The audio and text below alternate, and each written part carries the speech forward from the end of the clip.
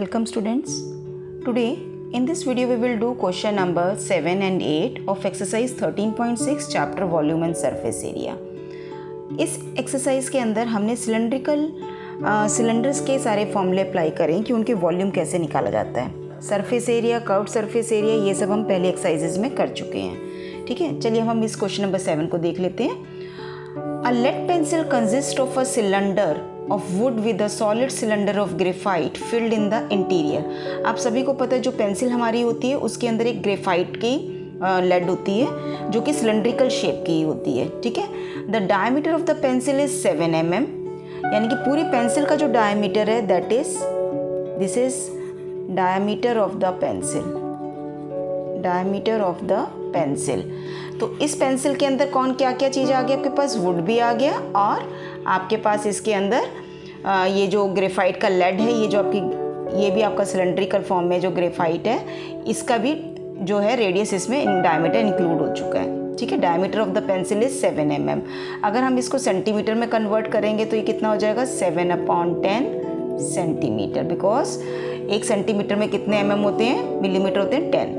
अब इसी तरह से capital R means radius of the pencil क्या हो जाएगा. Radius of the pencil is, हमने स्टार्टिंग का ही पढ़ा और उसके अकॉर्डिंग हमने स्टार्ट कर दिया. अब इसको 2 से डिवाइड करूंगी तो 10 ऑलरेडी यहाँ पे 2 × 10 20 हो जाएगा. 7/20 centimetre is the radius of the whole pencil. आगे वो कह रहा है इसके साथ ही the diameter of the pencil is 7 mm and the diameter of the graphite is 1 mm. ये जो आपका अंदर ग्रेफाइट है इसका जो डायमीटर है दैट इज 1 mm. तो इसको हम सीधा ही मैं R लिख देती हूँ. R is radius of the graphite. Radius of the graphite. अब इस ग्रेफाइट का रेडियस निकालना है तो इसको भी डिवाइडेड बाय 2 करना पड़ेगा. 1 सेंटीमीटर में कन्वर्ट करने के लिए 10 एंड देन रेडियस में कन्वर्ट करने के लिए divided by 2. So this is equal to 1/20 centimetre. ठीक है, if the length of the pencil is 14 centimetre, यहाँ पे आप देख भी रहे हो ये जो इस पेंसिल की लेंथ है this is 14 centimetre. So H is your 14 centimetre. Find the volume of the would and that of the graphite. आपको दोनों का वॉल्यूम निकालना है, इस ग्रेफाइट का भी और वुड का भी. ठीक है, लेकिन जब मैं वुड का वॉल्यूम निकालूंगी तो उसमें से मुझे पूरे पेंसिल के वॉल्यूम में से इस ग्रेफाइट का वॉल्यूम माइनस करूंगी तो मेरे पास किसका वॉल्यूम आ जाएगा, इस वुड का वॉल्यूम आ जाएगा. ठीक है, तो सबसे पहले हम ग्रेफाइट का वॉल्यूम निकालते हैं. First of all volume of the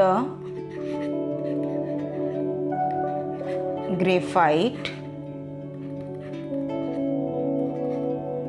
volume of the graphite is πr²h, क्योंकि वॉल्यूम ऑफ द सिलेंडर का फॉर्मूला ये होता है.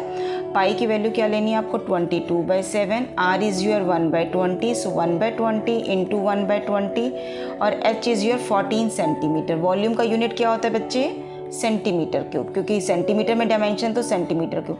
7 1 ज़ा 7, 7 2 ज़ा 14, 2 1 ज़ा 2, 2 10 ज़ा 2 11 ज़ा और 2 10 ज़ा. तो आपके पास यहाँ पे आ गया 11/100 centimetre cube. And now this is equal to 0.11 centimetre cube. Right, ये आपका किसका वॉल्यूम आ गया, this is the volume of the graphite. अब हमें किसका वॉल्यूम निकालना है, अब हमें निकालना है वॉल्यूम ऑफ द पेंसिल. तो sorry, volume of the wood. Volume of the wood निकालने के लिए हमें volume of the whole pencil में से volume of the graphite minus करना. जब भी हमें इस तरीके से कुछ माइनस करना है तो उसका डायरेक्ट फॉर्मूला होता है. सेकंड पार्ट हम लिख सकते हैं यहाँ पे, वॉल्यूम ऑफ द वुड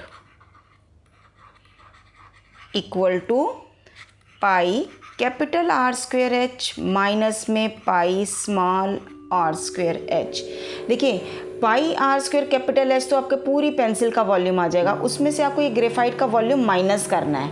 ठीक है ना, तो आप क्या करेंगे, पूरे पेंसिल में से ग्रेफाइट का वॉल्यूम को माइनस कर दीजिए. ये पेंसिल का वॉल्यूम है, ग्रेफाइट का माइनस करेंगे तो वुड का आ जाएगा. अब इसमें से कॉमन निकाल लेते हैं, पाई H, अंदर बचेगा आपके पास R² माइनस R². इसको मैं और खोल लेती हूँ, 22/7, H इज़ माई 14. यहाँ पे हो जाएगा R minus R, A² minus B² की आइडेंटिटी लगाइए बच्चे. सो दिस इज 7 से काट देते हैं, इसको हम कैंसिल करेंगे. After cancelling we will get 44. r minus R, r हमारा कितना था कैपिटल R? This is 7/20.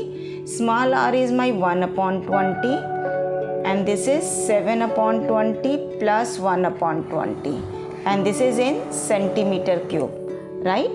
अब आप देखिए क्या आएगा आपका, इसको हम यहीं सॉल्व कर लेते हैं. नाउ दिस इज 44, एलसीएम मैंने लिया 20, 7 - 1 into 20, 7 + 1 and this is centimeter cube. Now this is 44 into 6/20 into 8/20 centimeter cube. Now you can cancel if any common factor you can see in the numerator and denominator. I can cancel it by 2. 2 10s, ये हो गया आपके पास 22. 2 से फिर मैंने काटा 10 और ये आपके पास हो गया 11. तो 11 into 6 into 8 आपके पास बचा है. 11 6 66 into 8/100. अब मैं इसको नीचे से नहीं काट रही because I can convert them in a decimal form. When ever I have 10 raised to some power in the denominator, I never used to cut them because it can easily convert it into a decimal form. Right now multiply 66 by 8. 8 6 48, 4 carry हो गया. 8 6 48 और 4 52. 52/100 centimeter cube. And the value of that is 52.8 centimeter cube. This is your answer. I hope आपको ये question समझ में आ गया होगा. This is a very simple question. You just have to see what you have to do here. आपको would का निकालना है तो आपने ये नहीं सोचना कि पूरी पेंसिल का निकालना है. You have to find out the volume of this portion only, this one. You have to delete the volume of this lead. जब आप इसको डिलीट कर देंगे तो आपके पास वुड का ही वॉल्यूम बचेगा. ठीक है. आई होप आपको ये क्वेश्चन समझ में आ गया होगा. चलिए move to the last question of this exercise and after that we will have only 2 exercises left in this chapter and that we will also do in coming videos. Okay, now question number 8 is a patient is in the hospital is given a soup daily in a cylindrical bowl. अब देखिए cylindrical shape का ball है जिसके अंदर soup सर्व किया जा रहा है.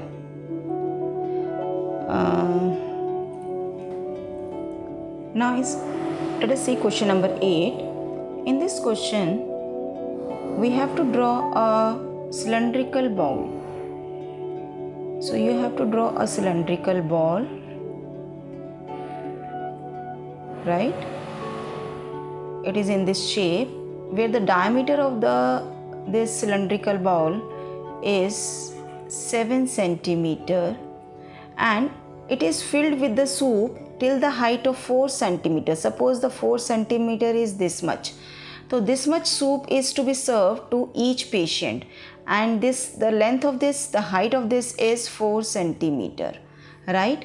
You have to find out how much soup the hospital has to prepare daily to serve 250 patients. There are number of patients कितने हैं? 250. Solution.